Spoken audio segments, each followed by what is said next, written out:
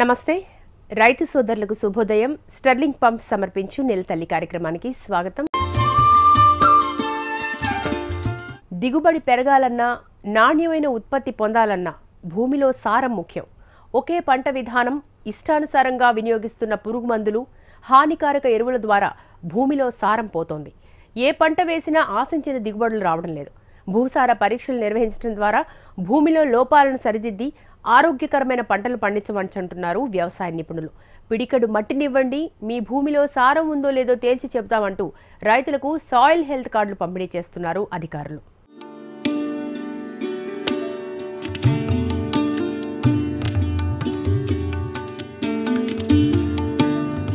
ప్రస్తుత కాలంలో ఎక్కువ మంది రైతులు ఏకపంట విధానాన్ని అనుసరిస్తున్నారు. ఎప్పుడూ ఒకే పంట వేయడం ద్వారా భూమి సారాన్ని కోల్పోతోంది. ఈ క్రమంలో ఆశించిన దిగుబడి రాక రైతులు అప్పుల పాలవుతున్నారు. ఇలాంటి నష్టాలను నివారించడానికి క్షేత్రస్థాయిలో రైతుల భూముల మట్టి నమూనాలు సేకరించి భూసార పరీక్షలను శాస్త్రవేత్తలు నిర్వహిస్తున్నారు.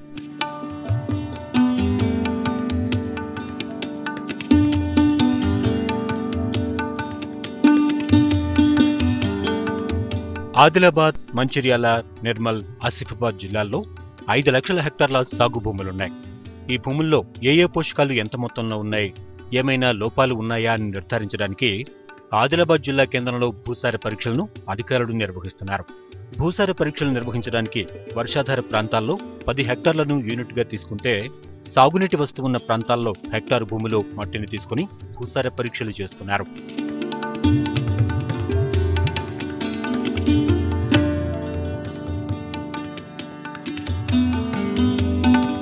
భూసార పరీక్ష నిర్వహించడానికి మట్టిని ఒకే చోటు తీసుకోకుండా గ్రిడ్ పద్ధతిలో భూమి నుంచి మట్టిని సేకరిస్తున్నారు. ఈ విధంగా సేకరించడం వల్ల ఏ ప్రాంతంలో లోపం ఉన్నా కూడా భూసార పరీక్షలో బయటపడుతుందని అధికారులు చెబుతున్నారు. లోపాలను తెలుసుకుని పంటలు పండిస్తే రైతులకు వ్యవసాయం లాభసాటిగా మారుతుందని అంటున్నారు. వ్యవసాయ అధికారి పరిధిలో ప్రతి మండలానికి ఒకటి, అంటే 10 మండలాలకి 10 చొప్పున ఇక్కడ ఇవ్వడం జరిగింది. అదేవిధంగా నిర్మల్లో 10, ఆసిఫాబాద్ 10, మంచిర్యాల 10, మొత్తం 4 మండలాలకి 40 మినీ భూసార పరీక్షా కేంద్రాలు కూడా ఎస్టాబ్లిష్ అయినాయి. మరి వచ్చే సంవత్సరం రైతులకి ఎప్పటికీ అందుబాటులో ఉంటూ ప్రతి వ్యవసాయ అధికారి కూడా అందుబాటులో ఉంచి ఏ రైతు అయితే మట్టి నమూనాలు తీసుకొని ఇస్తారో ఇమ్మీడియట్గా ఒక అర్ధ గంటలోనే వారికి పరీక్ష చేసి ప్రతిదీ వాళ్ళ భూమిలో ఎటువంటి పోషకాలు ఉన్నాయి, సూక్ష్మ పోషకాలు ఏ విధంగా ఉన్నాయి, స్థూల పోషకాలు ఏ విధంగా ఉన్నాయి, మరి ఏ పంట వేస్తే ఎంత మోతాదులో మీరు వాళ్ళు ఎరువులు వేసుకోవాలనేది ప్రతిదీ కూడా క్షుణ్ణంగా పరిశీలించి అప్పటికప్పుడు రైతులకు అందించే విధంగా కూడా వచ్చే ఖరీఫ్ నుండి ఇప్పుడు మార్చి 31 వరకు ఈ 16-17 సంవత్సరానికి ఇక్కడే చేస్తున్నాము. వచ్చే సంవత్సరానికి మాత్రం ప్రతి చోట అది మినీ ల్యాబ్స్ ఉపయోగిస్తూ, అదేవిధంగా రాబోయే రోజుల్లో మార్కెట్ కమిటీ స్థాయిలో నిర్మల్ మార్కెట్ కమిటీ, మరి మంచిర్యాల మార్కెట్ కమిటీ, మరి ఇంద్రవెల్లి మార్కెట్ కమిటీల్లో కూడా భూసార పరీక్ష కేంద్రాలు ఓపెన్ చేసి ప్రతి రైతు ప్రతి భూమి కూడా భూసార పరీక్షను నిర్దేశించాలనే ఉద్దేశంతో ప్రభుత్వం కట్టుబడి ఉంది. కాబట్టి ఆ దిశగా మా వ్యవసాయ శాఖ అధికారులు మేమందరం కూడా కృషి చేస్తున్నాం. మట్టి నమూనాలు సేకరించిన అధికారులు దానికి ప్రత్యేకంగా కోడ్ వేస్తారు. భూసార పరీక్షల తర్వాత కోడ్ ఆధారంగా రైతులకు సాయిల్ హెల్త్ కార్డులు అందజేస్తారు. ఈ కార్డులో రైతు పేరు, గ్రామం, భూసార పరీక్షలో నమోదైన మూలకాలు ఉంటాయి. భాస్వరం, బోరాన్, జింక్, మెగ్నీషియం, కాపర్, ఇనుము, సల్ఫర్ వంటి మూలకాలు ఎంత శాతంలో ఉన్నాయనే విషయాలను సాయిల్ హెల్త్ కార్డులో పొందుపరుస్తారు. భూసార పరీక్షలో తేలిన ప్రకారం లోపం ఉన్న మూలకాల లోటు నివారణ కోసం అధికారులు సిఫార్సు చేస్తారు. దాంతో లోపం ఉన్న మూలకాన్ని ఎక్కువ మొత్తంలో వాడుకొని రైతులు నష్టపోకుండా ఈ సాయిల్ హెల్త్ కార్డు రైతులకు ఉపయోగపడుతుంది. రైతులు తీసుకొస్తే సరైన పద్ధతిలో 4 చోట్ల నుంచి తీసుకొచ్చి దాన్ని కలిపి 4 భాగాలుగా చేసి, ఒక భాగాన్ని నుంచి మళ్ళీ 4 భాగాలు చేసి అట్లా ఇంకొక భాగాన్ని శాస్త్రీయ పద్ధతిలో చేయాలి. కానీ రైతాంగానికి ఆ పద్ధతులన్నీ తెలియదు. కాబట్టి అందుకని ఈ భూసార పరీక్షలు చేసేటటువంటి మండల కేంద్రాలలో ఏర్పాటు చేసి మండల కేంద్రాల నుంచే నేరుగా క్షేత్రస్థాయిలో రైతుల దగ్గరికి వెళ్ళి ఆ పొలంలోకి వెళ్ళి వాళ్ళే ఆ మట్టిని సేకరించుకొని దాని ద్వారా భూసేకరణ తీసుకొని శాస్త్రంగా పరిశీలన చేయొచ్చు. అందుకని ఆ పద్ధతిలో చేస్తే సరి అయినటువంటి మోతాదులో ఎరువులు వేసుకోవడానికి కానీ, పశువుల ఎరువు ఎంత వేయాలనేటువంటి ఆలోచన కానీ అవన్నీ చేయడానికి అవకాశం అనేటువంటిది ఉంటుంది. అందుకని ఆ పద్ధతిలో చేయాలని మేము కోరుతున్నాం. రెండవ విషయం ఏంటిదంటే ఇప్పుడు పశువుల ఎరువు వేసడం తగ్గిపోవడం వల్ల ఈ కాంప్లెక్స్ ఎరువుల వల్ల భూసారం మరీ నిరుత్సాహాన్ని కావడం జరుగుతూ ఉన్నది. అందుకని ఆ పద్ధతులు అనేటువంటిది పాటిస్తే రైతాంగ ఎక్కువ ఖర్చు లేకుండా ఎక్కువ మోతాదులో ఎరువులు వాడకుండా సరైనటువంటి మోతాదులో వాడి అధిక దిగుబడులు వచ్చే విధంగా రైతులమైనటువంటి జరుగుతుంది. ఆ పద్ధతిలో వ్యవసాయ శాఖ వాళ్ళు రైతులకు అటువంటి ట్రైనింగ్ ఇచ్చి ఆ పద్ధతిలో మట్టిని సేకరించాలని చెప్పి మేము కోరుతున్నాం. సాయిల్ హెల్త్ కార్డ్ ఆధారంగా రైతులు పంటలు పండిస్తే పెట్టుబడి వ్యయాన్ని భారీగా తగ్గించుకోవచ్చు.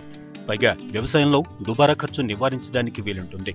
వచ్చే ఖరీఫ్ సీజన్ నాటికి ప్రతి రైతు పొలంలో భూసార పరీక్షలు నిర్వహించే సాయిల్ హెల్త్ కార్డ్ ఆధారంగా పంటలు సాగు చేసేలా చర్యలు తీసుకుంటామని అధికారులు చెబుతున్నారు.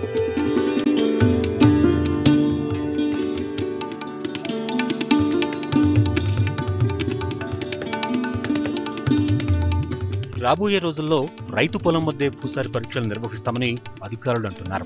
కేవలం సాయిల్ హెల్త్ కార్డు అందించడమే కాకుండా దానిపై అవగాహన కల్పించాలని రైతులు కోరుతున్నారు.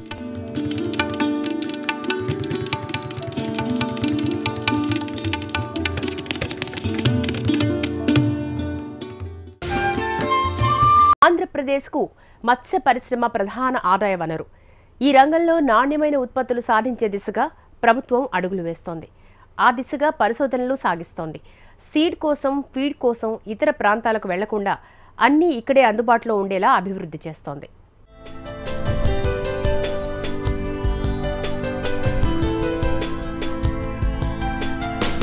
ఆంధ్రప్రదేశ్ ప్రభుత్వం మత్స్యరంగంపై ప్రత్యేక దృష్టి సారించింది. నాణ్యమైన ఉత్పత్తులను ఎగుమతి చేసే అంశంపై ప్రధానంగా దృష్టి పెట్టింది. మంచి డిమాండ్ ఉన్న చేపలు, రొయ్యలు, పీతల రకాలు రాష్ట్రంలో దొరకటం లేదు. వీటి కోసం రైతులు ఇతర రాష్ట్రాలపై ఆధారపడాల్సిన పరిస్థితి నెలకొంది.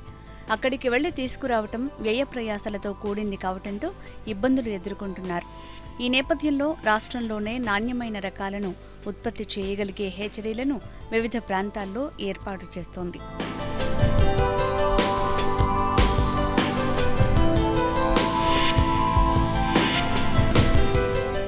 చేపలు, రొయ్యల ఉత్పత్తిలో ఆంధ్రప్రదేశ్ దేశంలోనే మొదటి స్థానంలో నిలిచింది.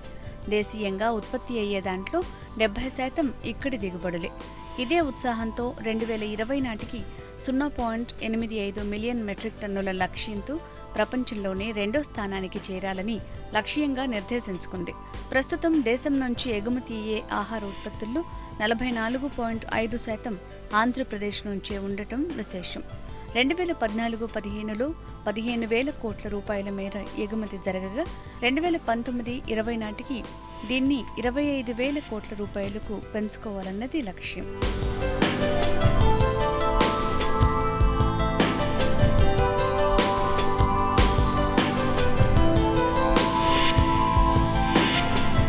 మత్స్యరంగంలో మంచి దిగుబడులు సాధిస్తున్నా ఆశించిన మేర ఎగుమతులు ఉన్న నాణ్యమైన పిల్లలు దొరకటం లేదు. డిమాండ్ ఉన్న పండుగప్ప చేపలు, బురద పీతల కోసం తమిళనాడులోని రాజీవ్ గాంధీ సెంటర్ ఆఫ్ ఆక్వాకల్చర్పై ఆధారపడాల్సి వస్తోంది. ఈ నేపథ్యంలో ఆంధ్రప్రదేశ్లో తల్లి, పిల్ల చేపలు, రొయ్యలు, పీతల ఉత్పత్తులను అభివృద్ధి చేసేందుకు 105 కోట్ల రూపాయలతో వసతులు కల్పించనున్నారు.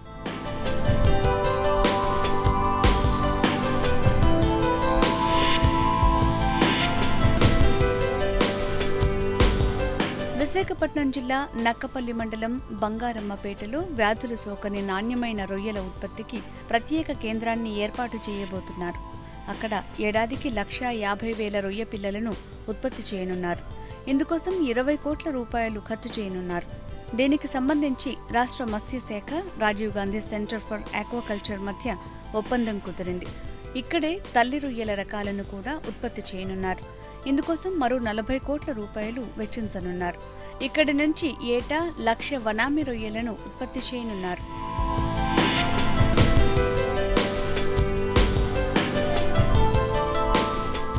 అత్యధిక డిమాండున్న మండపీత హెచ్చరిని గుంటూరు జిల్లా బాపట్ల మండలం సూర్యలంకలో ఏర్పాటు చేయనున్నారు.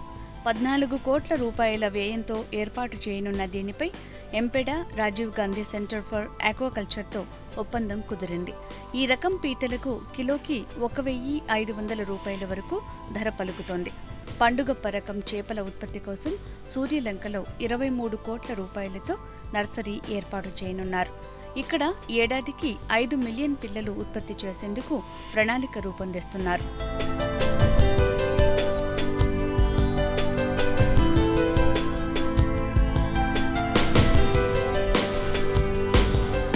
అనంతపురం జిల్లాలో పిఏబిఆర్ జలాశయం వద్ద తిలాపియా అనే రకం చేపను అభివృద్ధి చేయనున్నారు. పశ్చిమ గోదావరి జిల్లా బాదంపూడిలో నాణ్యమైన చేప పిల్లలను ఉత్పత్తి చేపట్టాలని నిర్ణయించారు. ప్రభుత్వ చేప పిల్లల క్షేత్రంలో ఇది ఏర్పాటు కానుంది.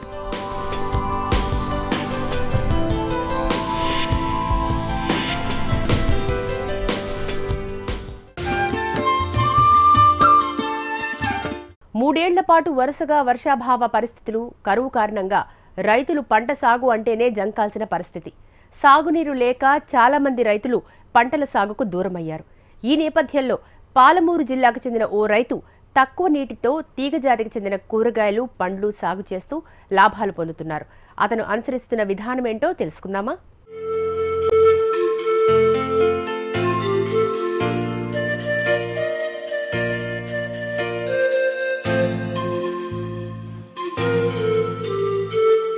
సమృద్ధిగా వర్షాలు కురిసి పంటలు బాగా పండినప్పుడే రైతులకు గిట్టుబాటు ధర లభించి లాభాల బాటలో సాగుతారు. వరుసగా కరువు ఛాయలు అలముకోవడం, బోరుబావుల్లో భూగర్భ జలాలు తగ్గడంతో పంటల సాగు రైతులకు భారంగా మారుతోంది. సాగునీరు లేక మహబూబ్నగర్ జిల్లాలో చాలా మంది రైతులు పంట సాగుకు దూరమయ్యారు. ఈ పరిస్థితుల్లో కొంతమంది రైతులు అందుబాటులో ఉన్న నీటి వనరులు పొదుపుగా వినియోగిస్తూ సిరుడు కురిపిస్తున్నారు.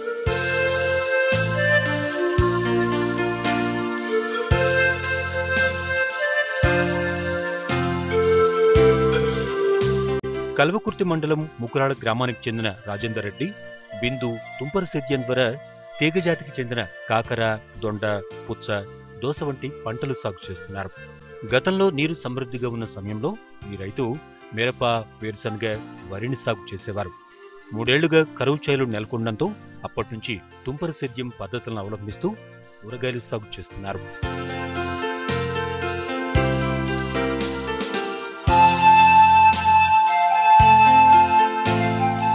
రైతులు సాధారణంగా ఒకేసారి అధిక విస్తీర్ణంలో కూరగాయలు సాగు చేస్తూ ఉండడం, అదే సమయంలో మార్కెట్ ధర లభించకపోవడంతో నష్టాల బారిన పడుతున్నారు. నష్టాలు చవిచూసిన రైతులు మళ్లీ కూరగాయలు సాగు చేయడానికి ఆసక్తిని చూపించారు. 1-2 సార్లు నష్టాలు చూసినా నిరంతర ప్రక్రియలా సాగు చేస్తుంటేనే మెళకువలు తెలుసుకుని లాభాలు సాధించే అవకాశాలున్నాయని వ్యవసాయ శాఖ అధికారులు చెబుతున్నారు.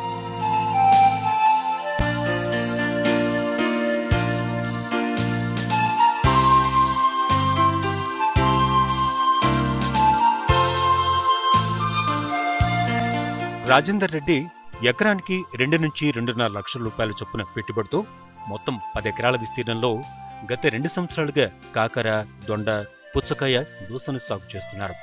ఈ పంటలకు డ్రిప్ ద్వారా నీళ్లు అందిస్తున్నారు.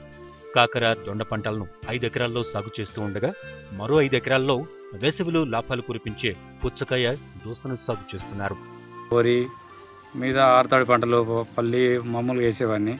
ఈ వాటర్ చాలా తక్కువ అవడంతో ఏదైనా చేయాలనే ఉద్దేశంతో డ్రిప్, హార్టికల్చర్ వారి సహకారంతో డ్రిప్కు అప్లై చేసి డ్రిప్ తీసుకొని మామూలుగా హార్టికల్చర్ వారి సహకారంతో పెండాల్స్ కూడా వేసి, పెండాల్స్ కూడా వాళ్ళు బ్యాంకు వాళ్ళు నాకు కోఆపరేషన్ బాగా చేశారు. ఆ పెండాల్స్ పందిరేసి దాంట్లో డ్రిప్ పెట్టడం ద్వారా వాటర్ ఆదా అయింది. మామూలుగా కాకర, దొండ, బొప్పాయి వంటి మామూలుగా డ్రిప్ సేద్యం ద్వారా చాలా లాభాలు వస్తున్నాయి. అందుకే ఈ డ్రిప్ ద్వారా బాగా చాలా లాభం ఉంది. ఇప్పుడు మామూలుగా కాకర మేము నాటడం అనేది సెప్టెంబర్ 25లో నాటడం జరిగింది. ఇప్పటి వరకు సుమారుగా 1 నెల నుంచి హీల్డింగ్ స్టార్ట్ అయింది. సుమారుగా ఇప్పుడు మాకు వచ్చిన ఈ కాకర వరకు సుమారుగా 40 టన్నుల దాకా దిగుబడి వచ్చింది. ఇంకా సుమారుగా ఇంకో 20 టన్నుల వరకు దిగుబడి రావచ్చని అంచనా వేస్తున్నాము. 10 లక్షల వరకు ఇన్కమ్ వచ్చి ఉంటుంది ఇప్పటి వరకు.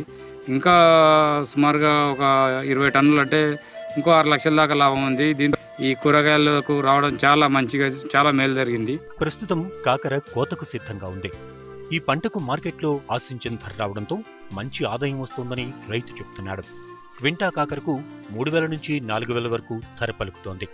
ఇప్పటి వరకు 18 టన్నుల కాకర పంటను హైదరాబాద్ మార్కెట్లో విక్రయించారు. విత్తనాలు నాటిన 3 నుంచి 4 నెలల్లోనే కాకర పంట చేతికొస్తుంది. ఎకరానికి కనీసంగా 10 టన్నుల దిగుబడి వస్తుందని, దీంతో మంచి లాభాలు వచ్చే అవకాశం ఉందని ఆశాభావాన్ని వ్యక్తం చేస్తున్నాడు. కాకర వచ్చేసి సుమారుగా 5 ఎకరాల పైన ఉంటుంది. కాకర ఒక దొండ వచ్చేసి 3 ఎకరాలు వేసినాము, పొప్పాయి వచ్చేసి 3 ఎకరాలు వేసినాము.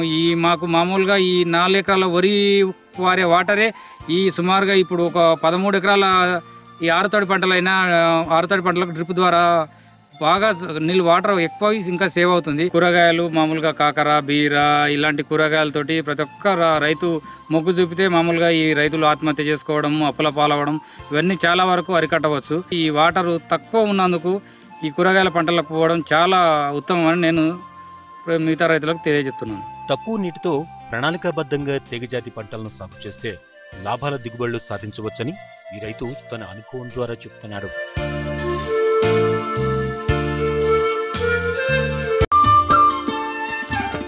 పాడికి ఆధారం పచ్చిమేత. పశువులకు సంపూర్ణ ఆహారం అందించాలంటే పచ్చిమేత తప్పనిసరి. ఏడాదిలో 365 రోజులు పచ్చిమేతను పాడి పశువులకు అందించడం రైతుకు చాలా వ్యయ ప్రయాసాలతో కూడుకున్న పని. నేల, కూలీల కొరతకు కరువు తోడు కావడంతో పాడి రైతులు నానా కష్టాలు పడుతున్నారు.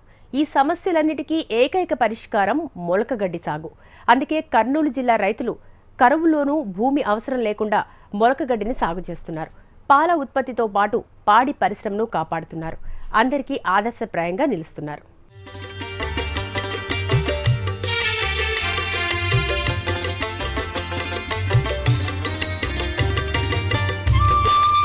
చిన్న సన్నకారు రైతుల్లో చాలా మందికి పంటల ద్వారా కన్నా పాడి ద్వారానే అధిక నికర ఆదాయం వస్తున్న మాట వాస్తవం. కానీ వర్షాభావ పరిస్థితులు, వాతావరణంలో ఏర్పడుతున్న మార్పుల కారణంగా పశుపోషణ రైతుకు భారంగా మారుతోంది.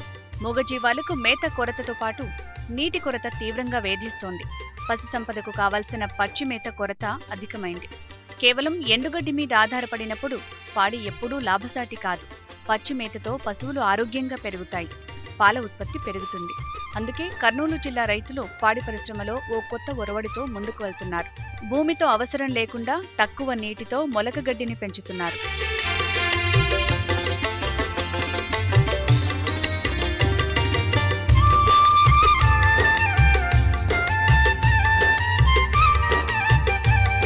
కర్నూలు జిల్లా తడకనపల్లె గ్రామం రైతులు మొలకగడ్డి పెంపకంతో పాల ఉత్పత్తిలో గణనీయమైన అభివృద్ధిని సాధించి ఆర్థికంగా ఎదుగుతున్నారు.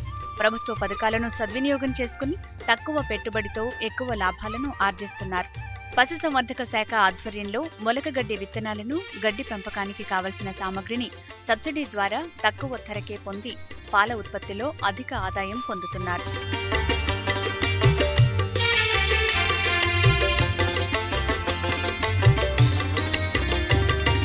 సాధారణంగా పశువుల దానా కోసం ప్రతిసారి ఇక్కడి రైతులు కర్నూలు నగరానికి వెళ్లాల్సి వచ్చేది. అక్కడ కిలో దానా 18 రూపాయల వరకు ఉండేది. ప్రతిసారి అంత దూరం దానా కోసం వెళ్లి రావటం వ్యయ ప్రయాసాలతో కూడుకున్నది కావటంతో మొలకగడ్డి పెంపకానికి మొగ్గు చూపారు ఇక్కడి రైతులు. ఇప్పుడు భూమితో అవసరం లేకుండా తక్కువ స్థలంలో అతి తక్కువ నీటితో ఎప్పటికప్పుడు పశువులకు మంచి బలవర్ధక ఆహారం అందిస్తున్నారు రైతులు. ఏడాది పొడవునా పచ్చిగడ్డి అందుబాటులో ఉండటం తమకు ఎంతో మేలు చేస్తుందని అంటున్నారు రైతులు. మా గ్రామంలో ఒకటి ఎనిమల్ హాస్టల్ పెట్టడం జరిగింది. ఈ ఎనిమల్ హాస్టల్లో మొన్న ఇవి మొలకగడ్డి మిషన్లు తెచ్చి ఇవ్వడం జరిగింది. దాంట్లో ఒక్కొక్క దాంట్లో 24 ట్రైలు ఉంటాయి. అది 33,000 పడుతుంది. మాకు సబ్సిడీకి అయితే 8,300కి ఇవ్వడం జరుగుతుంది. ప్రతి రైతు ఇది పెట్టుకోవడం వల్ల దాన ఖర్చు తగ్గుతుంది. ఈ మొలకలు అంటే మొక్కజొన్నలు నానబెట్టుకోవాలి. 24 గంటలు నానిన తర్వాత సంచిలో వేసి పెట్టుకోవాలి. ఆ సంచిలో వేసి మూట కట్టేస్తే మొలక మనం వరి మొలక ఎలాగైతే కడతామో అట్లా మొలక వచ్చిన తర్వాత ఈ ట్రైలు వేసేసుకొని పెట్టేసుకోవాలి సార్. అది 24 ట్రైలు ఉంటాయి. దాంట్లో ఒక్కొక్క దాంట్లో 2 కేజీలు పడుతుంది. ఇది ఒక వారం 15 రోజులకు బాగా వస్తుంది. ఈ వచ్చిన తర్వాత ఒక్కొక్క పశువుకు 2 కేజీల ఒక ట్రైలో ఉండేది 10 కేజీల మేత వస్తుంది. ఇట్లా 24 ట్రైల్లో ఉండేది 2 క్వింటాల 40 కేజీలు మాకు పచ్చి మేత దొరికినట్లు అవుతుంది. ఇది వేయడం వల్ల దాన పెట్టాల్సిన అవసరం లేదు వాళ్ళకు. అంటే ఇప్పుడు ఫస్ట్ పెట్టుకోవడం జరిగింది. మేము ఇక్కడ ఎనిమల్ హాస్టల్ పెట్టడం వల్ల ఇవన్నీ ఏవైతే ప్రభుత్వ పథకాలు సబ్సిడీ పథకాలు ఉన్నాయో ఇవన్నీ మాకు ఇవ్వడం జరుగుతూ ఉంది. మా దగ్గర పాడి పశువులకు ఇవి అంటే పెడితే 80% కానీ పెట్టడం, అజ్జుల్లో వేసుకోవడం, ఈ దానామృతము, స్టైలేజీ ఇవన్నీ మాకు సబ్సిడీకి ఏవైతే వస్తాయో అవన్నీ మా ఎనిమల్ హాస్టల్కి ఇవ్వడం జరుగుతుంది. మా గ్రామంలో ఈ పొదుపు మహిళలకు ఏవైతే ఉన్నాయో బర్రెలు ఇక్కడ తెచ్చి పెట్టుకోవడం వల్ల ఇవన్నీ చేసుకోవడానికి మాకు మంచి అవకాశం ఉంటుంది. చిన్న ట్రేలలో అరలుగా మొక్కజొన్న విత్తనాలను పేర్చి నీటిని అందిస్తున్నారు. పశువులకు కావాల్సిన పచ్చిగడ్డి 8 నుంచి 10 రోజులలో తయారవుతోంది. 33,000 రూపాయల విలువ చేసే ఒక మొలకగడ్డి యూనిట్ను అధికారులు రైతులకు సబ్సిడీ ద్వారా 8,325కే అందిస్తున్నారు. దీంతో రైతులు రెట్టింపు ఉత్సాహంతో ముందుకు వస్తున్నారు. బలవర్ధకమైన ఆహారాన్ని పశువులకు అందిస్తుండటంతో గతంలో కన్నా పాల ఉత్పత్తి ఎక్కువగా జరుగుతోంది. అంతేకాకుండా పాలల్లో వెన్న శాతం పెరగటంతో అధిక ధరని పొందుతున్నారు. అధిక మొత్తంలో పండిన మొలకగడ్డిని ఇక్కడి వారు వినియోగించుకోవటమే కాకుండా మిగతా రైతులకు అమ్మటం ద్వారా అదనపు ఆదాయాన్ని పొందుతున్నారు. ఇప్పుడు ఎందుకంటే వడ్డీ మేత వేస్తున్నాను, ఇప్పుడు పొలంలో పచ్చి మేత వేస్తే దానా అంత బలం. ఇది 1 కేజీ దానా కొనాలంటే 18 రూపాయలు కిలో ఉంది. ఇది దీని నుంచి చాలా ఉపయోగం వస్తుంది. ఇది బలం కూడా ఉంది, పాలు కూడా బాగా ఉత్పత్తి అవుతుందని ఇచ్చేసారు. ఇది డాక్టర్ షాపు వాళ్ళు మా అంతా ఇల్లు పెట్టారు, దాని నుంచి మేము తీసుకుని పోతున్నాం. ఇది మా పశువులకు ఈ రోజు పెడుతున్నాం. దాదాపు 150 మెట్రిక్ టన్నుల మొక్కజొన్న విత్తనాలను రైతులకు అందించే ఏర్పాటు చేశామని కర్నూలు జిల్లా పశుసంవర్ధక శాఖ సంయుక్త సంచాలకులు సుదర్శన్ కుమార్ అన్నారు. తడకనపల్లె గ్రామంతో పాటు జిల్లాలో ఉన్న రైతులందరూ ఈ అవకాశాన్ని సద్వినియోగం చేసుకోవాలని తెలిపారు. మొలకగడ్డి పెంపకం ఆల్రెడీ జిల్లాలో ఉంది, చాలా చోట్ల చేస్తున్నారు. చేస్తున్నందువల్ల దీంట్లో రైతు వాటా కేవలం 8,325 రూపాయలు ఇస్తే సరిపోతుంది. మిగతా అంతా 24,975 రూపాయలు ప్రభుత్వ సబ్సిడీ ఉంటుంది. కాబట్టి కేవలం 8,325 రూపాయలు ఒక యూనిట్కు చెల్లించాల్సి ఉంటుంది. కాబట్టి దీన్ని ఉద్దేశంగా పెట్టుకొని ఈసారి ఏం చేశామంటే మనం తెప్పించిన విత్తనాల్లో కూడా మొక్కజొన్న విత్తనం తెప్పించాము. మొక్కజొన్న ఎందుకంటే ఈ మొలకగడ్డిలో ఎక్కువ మొక్కజొన్న వాడతాం. కాబట్టి మొక్కజొన్న విత్తనాలు కూడా ఈసారి దగ్గర 150 మెట్రిక్ టన్నుల పైన తెప్పిస్తున్నాము. కాబట్టి ఎక్కడెక్కడ యూనిట్లు ఉన్నాయో వాళ్లకు ఈ మొక్కజొన్న విత్తనాలు ఇవ్వడము, హైడ్రోఫోనిక్ పౌడర్ ఎక్కువ డెవలప్ చేయడం. దీనివల్ల ఏమవుతుందంటే వాటర్ అవసరం లేదు, ల్యాండ్ అవసరం లేదు. ఇంట్లో పెరట్లో కూడా పెట్టుకోవచ్చు. 2-3 పశువులు ఈజీగా మెప్పుకోవచ్చు ఒక్కొక్క యూనిట్లో. కాబట్టి ఇవన్నీ రైతుకు మేము అవేర్నెస్ క్యాంప్స్ అన్ని పెట్టాం, ట్రైనింగ్స్ పెట్టాం, ఆల్రెడీ ప్రాపగండా చేస్తాం. చాలా చోట్ల జరుగుతుంది.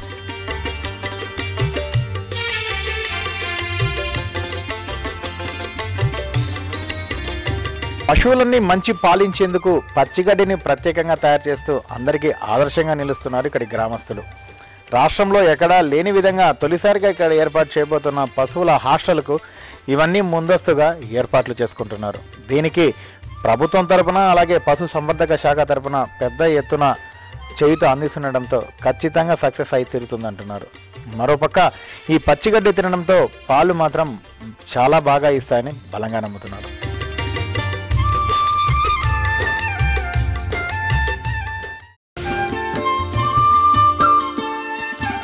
ఇవి స్టెర్లింగ్ పంప్స్ సమర్పించిన ఎల్ తల్లి కార్యక్రమం విశేషాలు. నమస్తే.